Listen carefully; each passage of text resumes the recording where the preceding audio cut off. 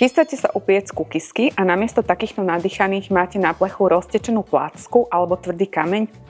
Dnes si rýchlo ukážeme tie najväčšie chyby, ktorým by sme sa mali vyhnúť, aby boli kukisky nielen chutné, ale aj oko ľahodiace.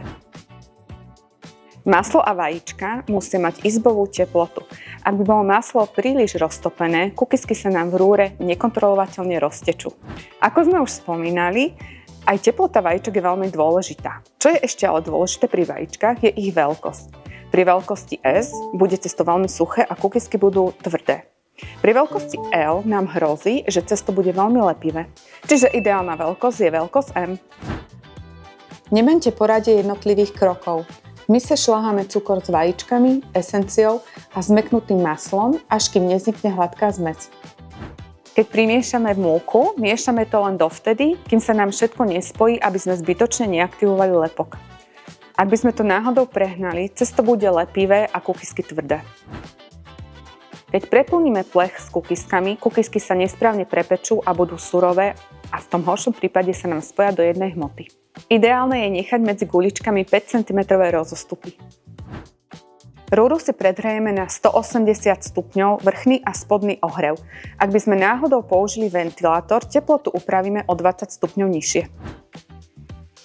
Pri pečení druhej várky použijeme studený plech. Keby sme použili ten istý horúci, kukisky by sa roztekli a neupiekli by sa pravidelne. Ako skladujeme kukisky? V uzavretej nádobe alebo sáčku. Kľudne tam môžeme pridať aj kúsok chleba. Ak by sme tak neurobili, kukisky by nám časom stvrdli. Z jednej várky máme 12 kukisiek. Ak sa vám to zdá priveľa, kľudne si môžete polovicu zamraziť.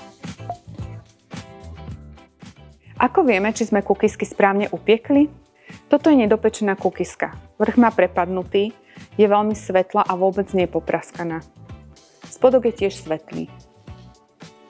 Naopak prepečená. Je úplne tmavá zo spodu a má obrovské praskliny. A toto je naša dokonalá kukiska. Zo spodu je zlatá, na vrchu je jemne popraskaná a vypukla. Ako vyzerajú naše kukisky, keď ich rozpolíme?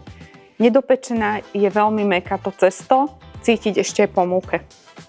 Naopak, prepečená je veľmi tvrdá, o chvíľku bude aj ten stred úplne ako kameň. Naša dokonalá kukiska je v strede vláčna a na vrchu chrumkavá. Vidíte, stačí pár tipov a máte kukisky ako z pekárne. Ak sa vám moje tipy páčili, dajte mi like alebo mi napíšte, ako sa vám podarili vaše kukisky.